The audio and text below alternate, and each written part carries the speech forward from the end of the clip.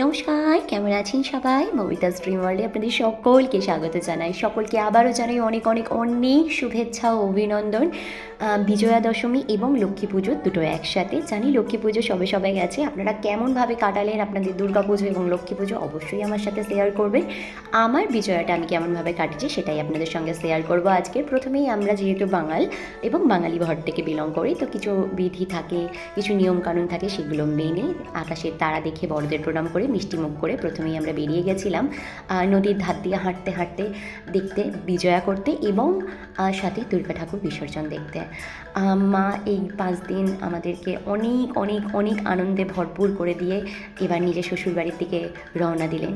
বিসর্জনের পালা, বিদায়ের পালা, ভরাক্রান্ত মন এবং সাথে একটা আনন্দ যে মা এই সারা বছর অপেক্ষার পরে যে 5টা দিনের আনন্দ দেয়, আসে যে আমাদের এই মর্তলোকে, মানে সেটা তো একটা আলাদা অনুভূতি আমাদের প্রত্যেক বাঙালির কাছে।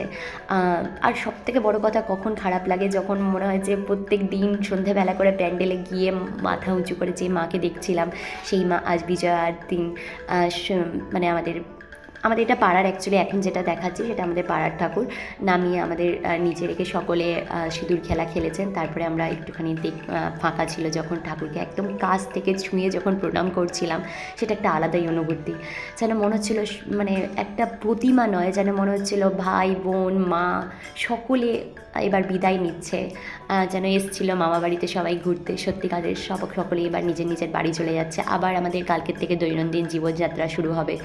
মানে ভীষণ ভীষণ ভীষণ একটা কষ্টের অনুভূতি। যেন এই সময় একটাই কথা মনে হচ্ছিল, যে একটা গান আছে না, অভি না যাও ছোড়কর দিল অভি ভরা নেহি, সত্যি সেটা কিন্তু বাস্তব। এক এক করে নদীর পাড় দিয়ে যখন যাচ্ছিলাম, এক একটা মানে গাড়ি করে মা ধীরে ধীরে মণ্ডপ থেকে চলে যাচ্ছিল। সত্যি ভীষণ ভারাক্রান্ত লাগছিল মনটা। যাই হোক, আজকে খুব একটা শাড়ি পরেছিল, বাট আমার অ্যাকচুয়ালি দশমী থেকে ভীষণ শরীরটা খারাপ লাগতে স্টার্ট করেছিল, সর্দি জ্বর এখনও সেম আছে, ভীষণ জ্বর এবং সর্দি। কিন্তু এডিট না করলে এবার তো কালী পুজো চলে আসছে, মানে আপনারা ভাববেন কি পাগল নাকি দশমীর ভিডিও। এখন বড় থেকে ছোট সকলে নাচ গান করে আনন্দ করে আজকে দিনটা কাটালো। আর সব থেকে যেটা মিস করব, এই যে দোকানটায় জিলিপি কটকটি এইগুলোকে সিরিয়াসলি ভীষণ মিস করি। যখন পুজো হয়ে যায় এগুলো দোকানগুলো উঠে যায়। যাই হোক, বিজয়া যেহেতু সেহেতু একটা ট্রিট তো দেওয়া উচিত নিজেকে নিজেদেরকেই। কেন কি কী দেবে তার থেকে বরঞ্চ নিজেকে খুশি কিভাবে রাখা যায়, নিজেকে হ্যাপি কী করে রাখা যায়, এটা আমি সবসময় বিলিভ করি। আমি সেই জন্য সব থেকে বেশি নিজেকে ভালোবাসি এবং নিজেদের লোকদের ভালোবাসি, বিকজ আমরাই আমাদেরকে ভালো রাখার চাবিকাঠি। তো সেই জন্য আমি, যেহেতু আমার সব থেকে ফেভারিট একটা ছোট্ট রেস্টুরেন্ট হাওয়া বদল আমাদের ডায়মন্ড হারবারই অবস্থিত, মানে ছোটোখাটো অকেশান হলে তো আমি ওখানেই ফার্স্ট চলে যাই, বিকজ ওখানকার কিছু খাবার তোমার ভীষণ ফেভারিট।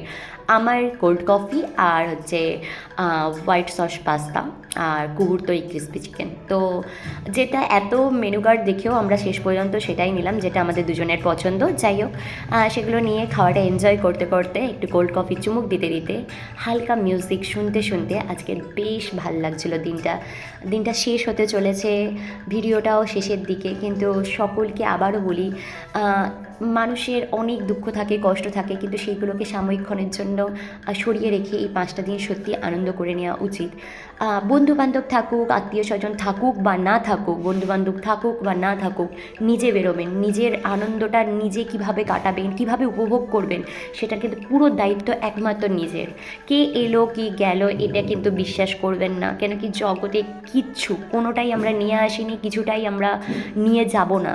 এখানেই সব কিছু আমরা সৃষ্টি করি, এখানেই ছেড়ে রেখে চলে যাই। তাই এখানে যে কদিন আমরা আছি, ভালো থাকার চাবিকাঠিটা আমাদের, রসদটা আমাদের খুঁজে নিতে হবে। শেষবার আবারও জানাই, সকলে ভালো থাকবেন, সুস্থ থাকবেন এবং নিজেদেরকে ভালো রাখার চেষ্টা করবেন।